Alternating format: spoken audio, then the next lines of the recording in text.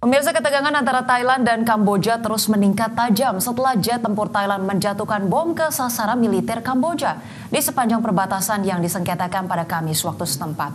Aksi ini memicu bentrokan bersenjata yang menewaskan sedikitnya 8 warga sipil dan memicu kekhawatiran akan meluasnya konflik di kawasan. Serangan tersebut terjadi sehari setelah 5 tentara Thailand terluka akibat ledakan ranjau darat. Insiden itu memperburuk hubungan diplomatik kedua negara, sekaligus mendorong Thailand menutup seluruh jalur penyeberangan perbatasan dan menarik duta besarnya dari ibu kota Phnom Penh, di mana sementara itu Komando Militer Wilayah Timur Laut Thailand menyatakan telah mengerahkan jet tempur F-16 dan menghancurkan 2 unit pendukung militer Kamboja dengan serangan hanya ditujukan pada sasaran militer. Di sisi lain, Kementerian Pertahanan Kamboja mengkonfirmasi bahwa 2 bom dijatuhkan di jalan dekat kompleks Candi Preah-Vihear yang merupakan situs warisan dunia UNESCO. Sebelumnya, ketegangan kedua negara memuncak saat militer Thailand menuduh pasukan Kamboja menembaki pangkalan militer di dekat Kuil Tamuentom yang merupakan wilayah sengketa di selatan Provinsi Surin. Namun demikian, juru bicara Kementerian Pertahanan Kamboja membantah tudingan tersebut dan menyatakan pasukannya hanya merespon serangan tak beralasan dari pihak Thailand.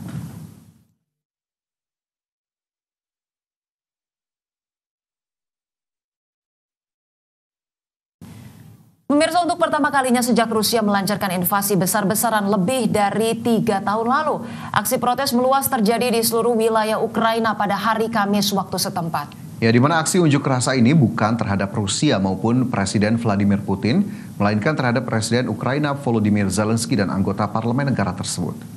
Dilansir oleh CBS News, unjuk rasa ini terjadi setelah Zelensky menandatangani sebuah RUU menjadi undang-undang untuk memberi Jaksa Agung Ukraina lebih banyak kekuasaan atas 2 badan anti korupsi yang dikenal memiliki independensi yang kuat.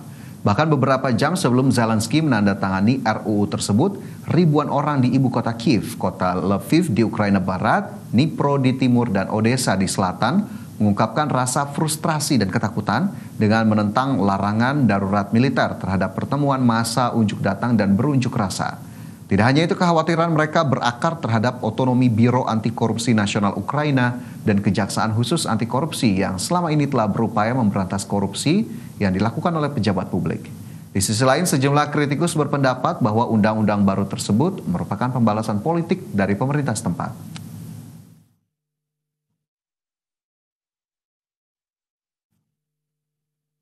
Amerika Serikat dan Israel mengecam rencana Prancis untuk mengakui Palestina sebagai negara. Amerika Serikat dan Israel menyebut rencana Prancis tersebut hanya akan memperburuk konflik geopolitik di Timur Tengah. Amerika Serikat mengkritisi rencana Prancis untuk mengakui keberadaan negara Palestina. Menurut Menteri Luar Negeri Amerika Serikat Marco Rubio, pengakuan Prancis terhadap negara Palestina hanya akan menguntungkan kelompok Hamas dan menghambat upaya perdamaian. Dalam unggahannya di media sosial, Rubio menyatakan Amerika Serikat menolak tegas rencana Presiden Prancis Emmanuel Macron untuk mengakui negara Palestina dalam sidang Majelis Umum PBB.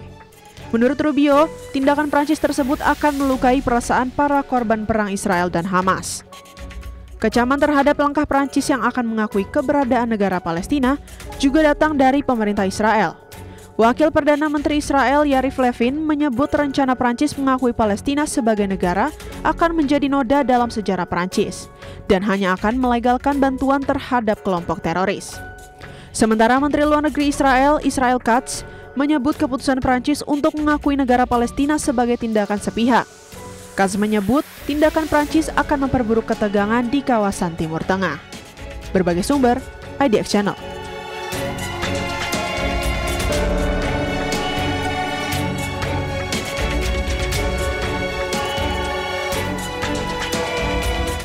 Israel dan Amerika Serikat menarik diri dari perundingan gencatan senjata di Gaza yang digelar di Doha pada Kamis kemarin.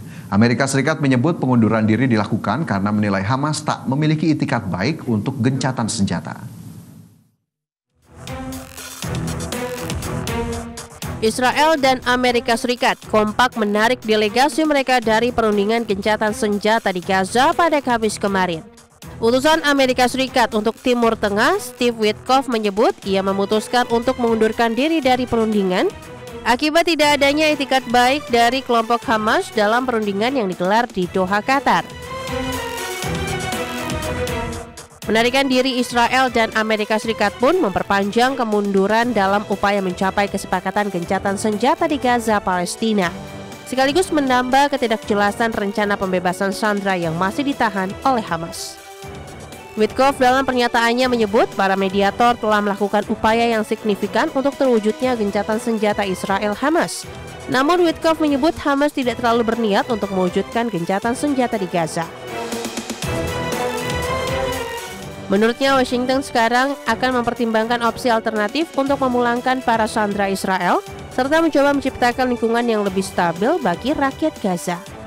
Di sisi lain, Hamas mengatakan terkejut dengan pernyataan Witkoff dan mengklaim keberadaan kelompok ini telah diterima dengan baik oleh para mediator untuk mencapai kesepakatan yang lebih komprehensif.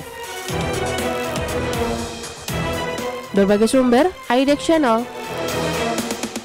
Masih bersama kami di Prime Market Highlights, pemirsa, kita ke informasi mancanegara. Perancis akan mengakui Palestina sebagai negara pada sidang Majelis Umum PBB di September 2025 mendatang.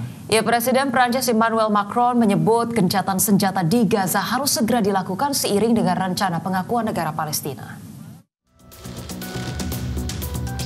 Presiden Prancis Emmanuel Macron akan secara resmi mengumumkan pengakuan Prancis terhadap negara Palestina pada sidang Majelis Umum PBB di New York di September 2025 mendatang. Adapun saat ini negara Palestina telah diakui oleh lebih dari 140 dari 193 negara anggota PBB. Adapun beberapa negara anggota Uni Eropa termasuk Spanyol telah memberikan pengakuan resmi terhadap Palestina. Sementara Prancis akan menjadi kekuatan Eropa yang paling signifikan dalam pengakuan terhadap negara Palestina. Perdana Menteri Spanyol Pedro Sanchez menyebut baik keputusan Prancis untuk bergabung dengan negaranya dalam mengakui kemerdekaan Palestina. Sanchez menilai hal itu akan melindungi solusi untuk konflik Israel-Palestina yang hingga kini belum usai. Namun negara-negara sekutu utama Israel seperti Amerika Serikat dan Inggris masih belum ingin mengikuti langkah 140 negara tersebut. Terkait dengan rencana pengakuan negara Palestina oleh Prancis, Macron menyebut gencatan senjata harus segera dilakukan. Selain itu, seluruh sandera harus dibebaskan serta bantuan kemanusiaan dalam skala besar harus segera disalurkan ke Palestina. Berbagai sumber IDX Channel. Masih di Prime Market Highlights, pemirsa, pemerintah Malaysia bersiap untuk membagikan sejumlah dana masyarakat setempat hingga menurunkan harga bahan bakar minyak di bulan Agustus-Desember 2025. Hal ini dilakukan sebagai bentuk penghargaan kepada rakyat atas dukungan terhadap reformasi negara, sekaligus memperingati Hari Kemerdekaan Negeri Jiran. Kabar menyenangkan bagi masyarakat negeri jiran, di mana pemerintah Malaysia berencana akan membagikan uang untuk rakyat hingga menurunkan harga bahan bakar minyak pada bulan Agustus sampai dengan Desember 2025. Langkah ini diambil sebagai bentuk penghargaan kepada rakyat atas dukungan terhadap reformasi negara. Sementara itu, penghargaan ini merupakan kejutan yang telah dijanjikan Perdana Menteri Anwar Ibrahim kepada rakyat Malaysia sejak beberapa waktu lalu dengan momen yang bertepatan dengan Hari Kemerdekaan Malaysia pada 31 Agustus 2025 mendatang. Nantinya program pembagian uang bertajuk Sumbangan Asas Rahma atau SARA sebanyak RM100 Malaysia atau setara Rp355.638 akan diberikan satu kali kepada seluruh warga Malaysia berusia 18 tahun ke atas dengan periode pembagian mulai 31 Agustus hingga 31 Desember 2025, di mana pendistribusian dana dilakukan melalui mekanisme transfer kepada Kartu Identitas Malaysia atau MyCard tanpa memandang status dan golongan, termasuk mengumumkan cuti tambahan 1 hari di tanggal 15 September 2025 atau sehari menjelang Hari Malaysia 16 September mendatang. Adapun pemerintah Malaysia juga akan mengalokasikan anggaran RM600 juta Malaysia untuk program jualan rahmah atau penyediaan bahan pokok murah bagi masyarakat, dengan turut memperluas cakupan kawasan penjualan. Tidak hanya itu, pihak setempat menjanjikan tidak akan ada kenaikan tarif tol di 10 jalan utama dengan bantuan subsidi pemerintah senilai RM500 juta Malaysia. Kemudian menurunkan harga petrol RON 95 menjadi Rp1,99 Malaysia per liter, serta menurunkan tagihan listrik mencapai 14% demi masyarakat negeri jiran. Berbagi sumber, IDX Channel.